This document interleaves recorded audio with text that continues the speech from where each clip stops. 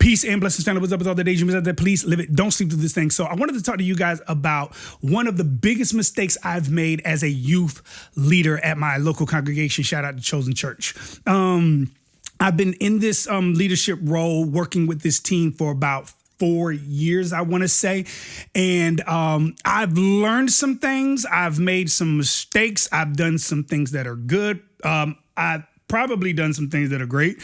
But, you know, in my mind, I'm always questioning how we're doing and how we can make things better and how we can change things by also reflecting on what we do good. So I'm always trying to figure out how to push forward in progress, right? But just to kind of give you guys an understanding, I'm no stranger to working with young people, with youth, in regards to a local congregation setting. But I used to do it on the level of, hey, can you teach this class today coming up? Oh, no problem. I got you. Hey, can you show up and help volunteer at the teen event? Oh, no problem. I got you, right? And so there's a responsibility there, but it's not at the level of where I am now, right? It's a different weight that you carry. And with that weight comes an expectation that you set not only upon yourself, but upon your young people, right? And the biggest mistake that I made, and here it is expecting the teens to all of a sudden get it. Setting an expectation that every message they're going to be engaged and involved in, and they're going to grasp the message. Every youth event, they're going to just be, and they're going to become one huge family. So what is the biggest mistake? Because it seems like I'm kind of being vague here. Setting an unrealistic expectation for a group of young people that just met you. Let that sink in. Did you catch it? Setting an unrealistic expectation for young people that just met you. What do I mean by that? Simply this. When I first started with the teens, I did have that unrealistic expectation that they were going to become this one big family. They was going to look out for one another, and every message that they heard from me or one of the leaders was going to impact them in a way that just changed their lives. And we could actually see the change in front of us, right? It's like Jesus going up on the mountain of transfiguration and all that other stuff, right? And what makes this unrealistic is not that, yes, you want them to change. Yes, you want them to become closer together. But that's over time. I wanted it to happen in a twinkling of an eye. But that's when I just started. Now, pay attention as we progress. As new ones came in, I had the unrealistic expectation that they would be ingrained and engraved inside the youth group and become that and reach that unrealistic expectation placed upon a teen. Not only I just met, but the youth group just met. They're the odd man out right now.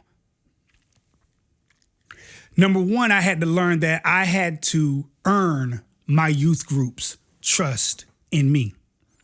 I had to earn my youth's trust in me.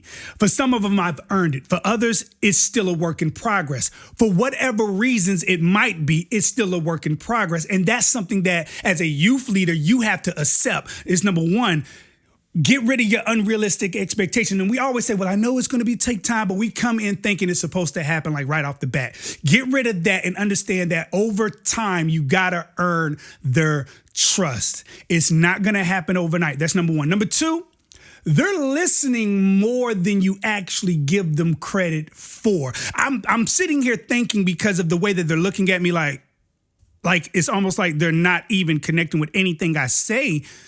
But over time, I started to see the seeds of God's word, not my word, but the seeds of God's word starting to actually sprout up in everything. Because as you're engaging with them, you're trying to get the roots, or at least the seed. Well, first of all, you're planting a seed, because some teens come in, they have no seed planted in them, right? So you're planting a seed, and sometimes that soil is hard to break through. But once you get there and you can get the seed planted in the soil,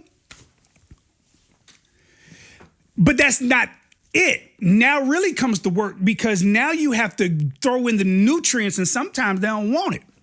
But then once those roots start to take formation underneath the ground of their heart, whoo, that's when you start to see the sprouts start to come up even after that. But I think the main thing is we want to see the sprouted stem come out the ground right now. And really all we're doing is underground work. What can't be seen, what can't be heard, what is not noticeable. So don't take what looks like as a disconnect as they're disconnecting. You're just doing the groundwork right now. You haven't seen any sprouting stem, so you think nothing's happening. Something's happening. It's just some soil is harder to break through. Some soil is harder to water and put the nutrients in.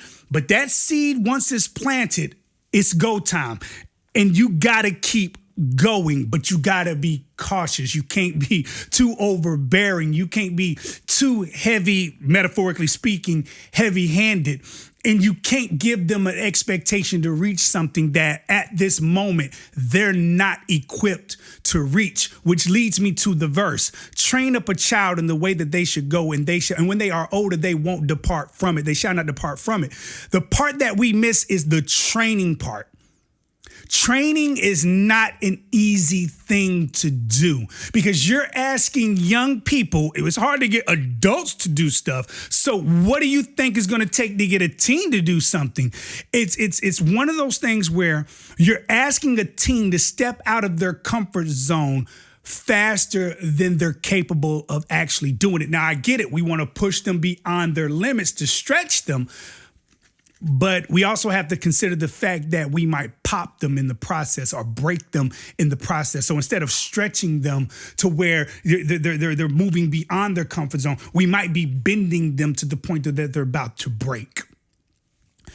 So though that's the biggest mistake that I made so far as a youth leader is setting an unrealistic expectation. Having the expectation for them to be changed by God's word, that's a realistic expectation over time. Wanting them to create and forge relationships with each other is a good expectation to have, but it happens over time. It's not a microwave ministry work that we're dealing with here because we're dealing with people.